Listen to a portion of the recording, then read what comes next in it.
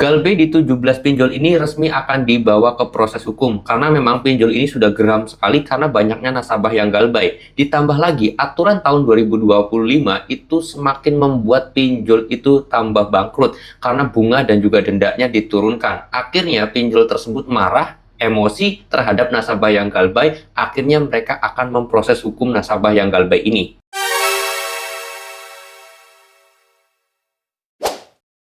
Assalamualaikum warahmatullahi wabarakatuh teman-teman semuanya. Pada kesempatan video kali ini saya ingin membahas beberapa pinjol yang akan memproses hukum nasabah yang telah melakukan galbay. Karena memang mungkin pinjol itu emosi sama pemerintah karena aturannya itu semakin membuat pinjol tersebut bangkrut.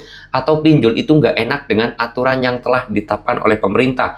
Karena emosi pinjol itu sama pemerintah, karena kesel aturannya itu nggak enak, makanya pinjol itu sekarang emosinya ke nasabah yang galbay. Mereka akan memproses hukum nasabah-nasabah yang galbay. Dalam tanda kutip, proses hukum ini ya teman-teman semuanya bukan untuk masalah pidana tapi perdata, yang mana nanti itu akan di pengadilan itu seperti apa teman-teman ya. Nah, di sini saya pengen bahas buat teman-teman semuanya. Dan beberapa pinjol tersebut ada yang saya catat juga dari beberapa postingan teman-teman semuanya di media sosial Facebook khususnya, yaitu ada Shopee, Akulaku, Kredivo, ada Kami, EasyCash, HCI, terus kemudian Rupiah Cepat, KTA Kilat, Indodana, ada Pundi, KTA Kilat, Tunaiku, Watas, Uangmi, 360 Kredi, Ivoji, dan lain-lain ini katanya bakal memproses hukum di tahun 2025 untuk nasabah yang galbay pinjol. Oke, di sini saya pengen bahas masalah proses hukum tersebut. Memang benar, pinjol tersebut bisa memproses hukum nasabah yang galbay. Pinjol tersebut berhak untuk mengajukan ke pengadilan atau ke meja hijau terhadap nasabah yang galbay. Itu dibolehkan sesuai aturan perundang-undangan karena memang undang-undangnya seperti itu. Dan yang keempat, ini jalur hukumnya adalah perdata bukan pidana, teman-teman.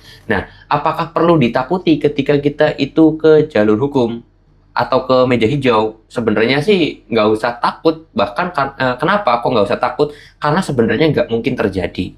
Ada beberapa faktor dan juga ada beberapa alasan. Pertama, anggaran biaya ketika mengajukan ke persidangan atau ke meja hijau itu cukup tinggi.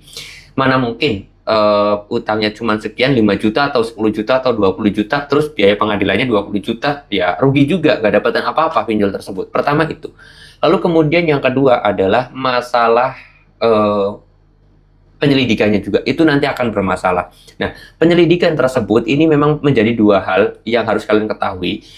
Pertama, penyelidikan terhadap nasabah, yang kedua juga penyelidikan terhadap pinjol itu sendiri. Pertama, dikonfirmasi dulu apakah benar nasabah tersebut itu punya pinjaman di aplikasi ini, terus kemudian sudah menunggak, sudah telat bayarnya, sudah beberapa bulan, yang mana jumlah nominalnya dikonfirmasi atau tidak, dan ternyata setelah terkonfirmasi, setelah diselidiki, benar adanya nasabah tersebut punya hutang di aplikasi itu, maka divonislah dilanjutkan penyelidikan kedua, yaitu penyelidikan terhadap pinjolnya.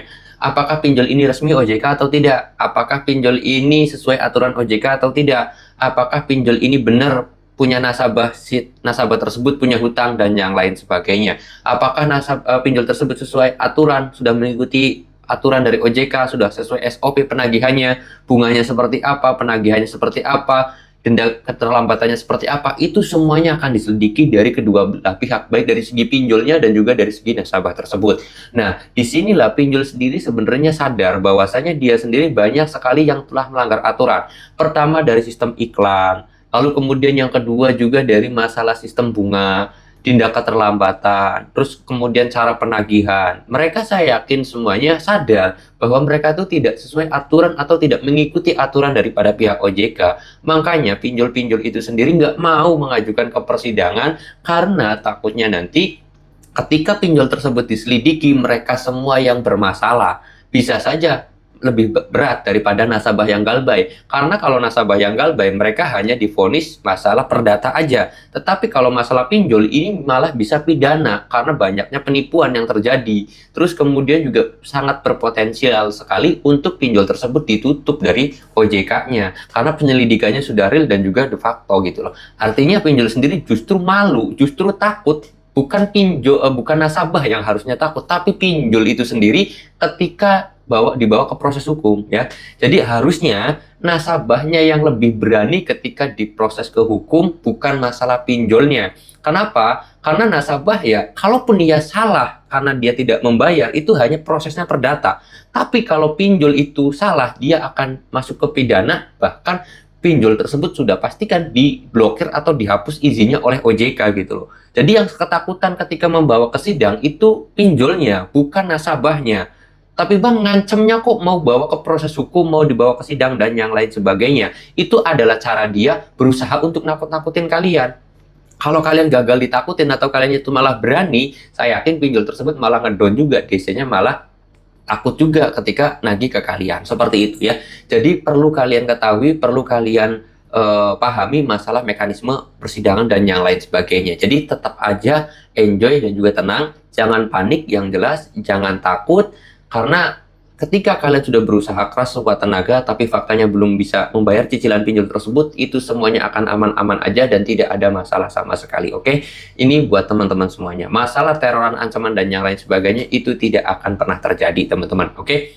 Nah, di sini saya titip pesan kepada teman-teman semuanya. Yang harus kalian waspadai, yang harus kalian takuti adalah ketika ekonomi kalian itu sedang kesusahan, rezeki kalian mungkin sedang seret, dan kalian sedang berusaha mencari rezeki yang banyak, mencari rezeki yang berkah, tapi kalian lupa terhadap sang pemberi rezeki itu sendiri. Makanya saya ingetin, cobalah ingat kepada sang pemberinya agar rezeki kalian itu menjadi lancar. Oke? Ya, ini sih pesan saya. Dan saya sendiri mohon maaf kalau ada kata-kata yang kurang berkenan atau kata-kata yang tidak enak. Saya mau tutup dulu video ini dan kata assalamualaikum warahmatullahi wabarakatuh.